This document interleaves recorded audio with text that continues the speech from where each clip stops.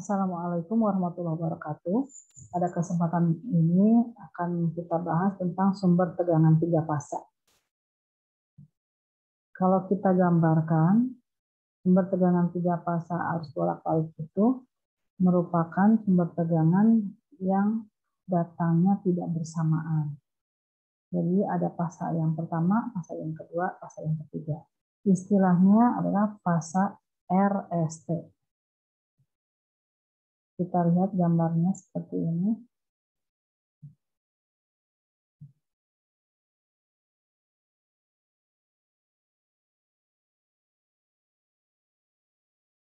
Nah, ini ada yang merah, fasa R, ada yang kuning, fasa S, dan ada yang harusnya ini hitam ya.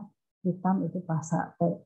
Jadi ketiga fasa ini secara sinusoidal bergeser atau munculnya berbeda sebesar 120 derajat.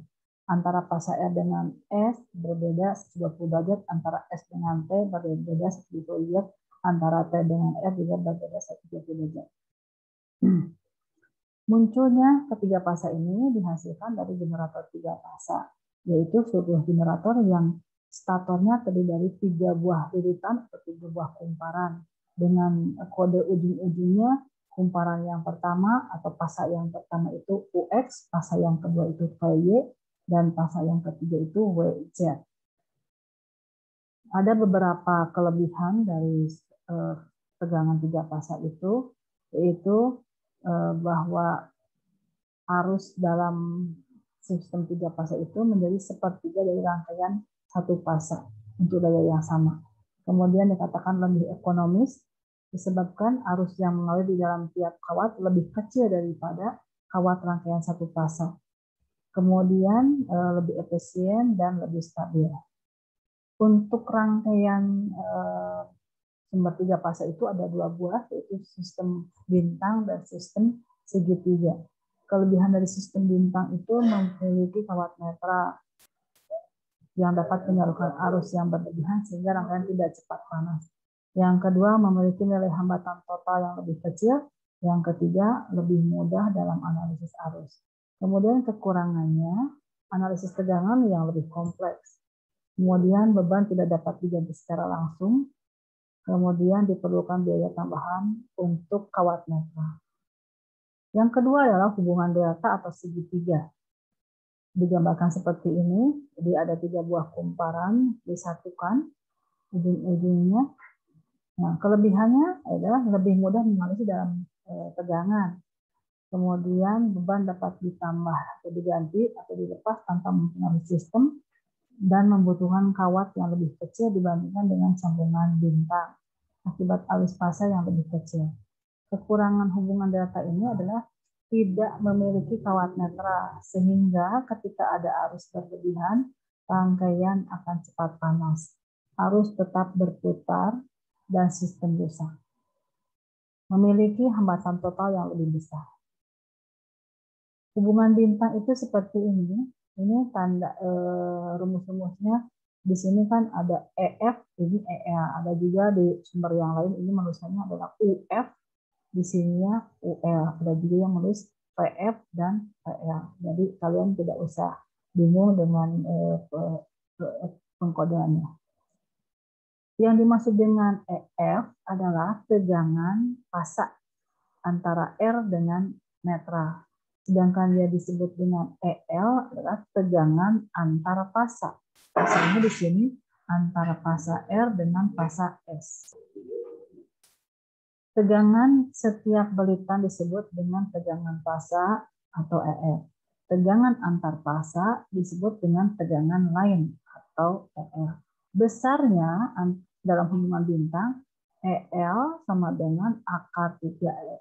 Jadi tegangan lain itu atau disebut tegangan jala-jala atau disebut tegangan antar fasa itu merupakan akar 3 kali tegangan fasa. Sedangkan arus yang mengalir dalam rangkaian hubungan bintang, arus jala-jala atau arus lain sama besarnya dengan arus fasa.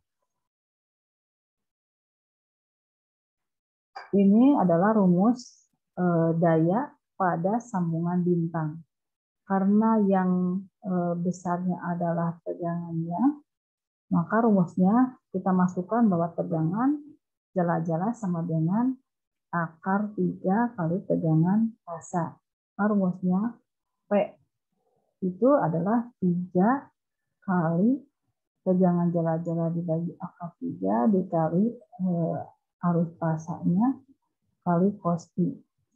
Jadi rumus daya untuk sambungan bintang adalah akar 3 kali tegangan jala-jala kali arus jala-jala kali cos I. Ini untuk daya nyatanya. Sedangkan yang dikali dengan sin Pi adalah untuk daya reaktifnya. Yang kedua adalah hubungan delta. Hubungan delta seperti ini, sama ada yang dimaksud dengan tegangan fasa, ada juga yang dimaksud dengan tegangan jala-jala. Ada yang dimaksud dengan arus fasa, dan ada juga yang dimaksud dengan arus jala-jala. Untuk tegangannya, antara tegangan fasa ya, dengan tegangan jala-jala itu sama besar. Jadi pada sambungan delta, EL sama dengan EF. Sedangkan arusnya tidak sama. Jadi di sini agak berbeda ya, kalian harus pahami dengan sambungan bintang.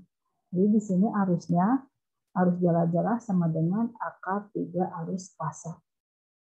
Dayanya kita masukkan bahwa arusnya adalah IL dibagi akar 3, maka hasil akhirnya daya sambungan bintang dengan daya sambungan segitiga itu sama besar.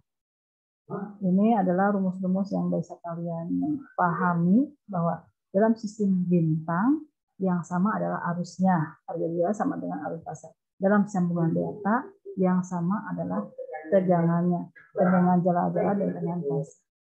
Itulah yang bisa Ibu sampaikan. Assalamualaikum warahmatullahi wabarakatuh.